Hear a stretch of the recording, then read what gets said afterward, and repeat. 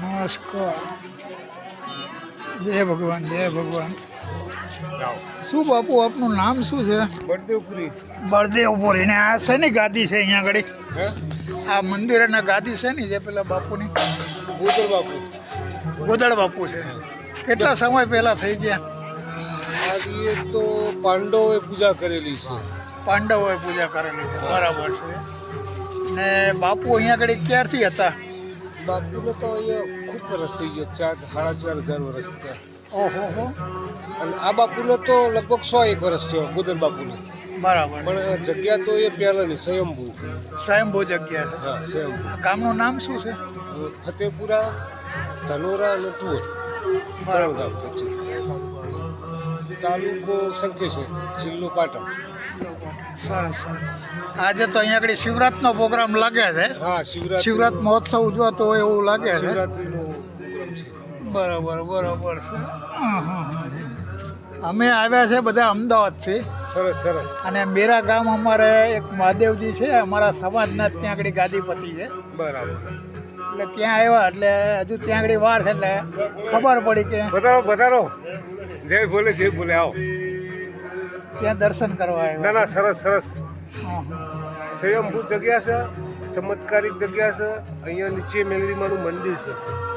બરાબર. બાપુના હસ્તક જ જોગીયાની માતા મેલડી કહેવાય. બરાબર. જોગીની એમની જ બેસાડેલી મેલડી માતા. અને અહીંયા શ્રાવણ મહિનામાં પબ્લિકનો ઘસારો ઘણો રહે. અને શિવરાત્રિ દરમિયાન તો આપણે જોવો છો એનાથી ખૂબ આવે છે. સ્વયંભૂ મહાદેવ.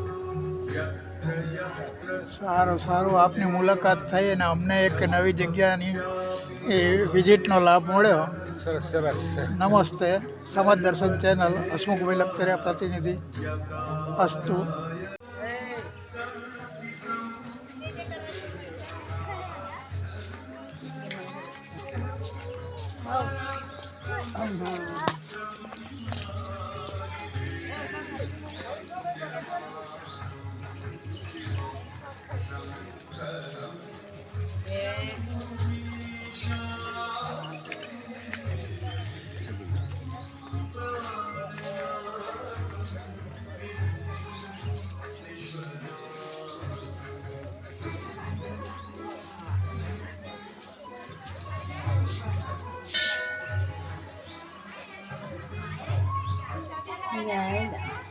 ત્રેશ્વર મહાદેવની આ વિશાળ જગ્યાની લોબીની અંદર ધર્મશાળા જેવું પણ એક પૂજારી કક્ષ સહિત ને સત્સંગ હોલ આવેલ છે, જે આપ નિહાળી શકો છો. વિસ્તૃત જગ્યા પૌરાણિક છે એવું બાપુનું કહેવું છે.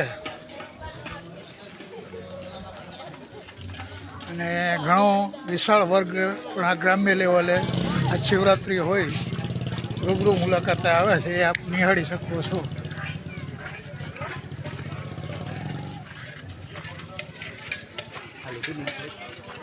હા, લેવાઈ ગઈ.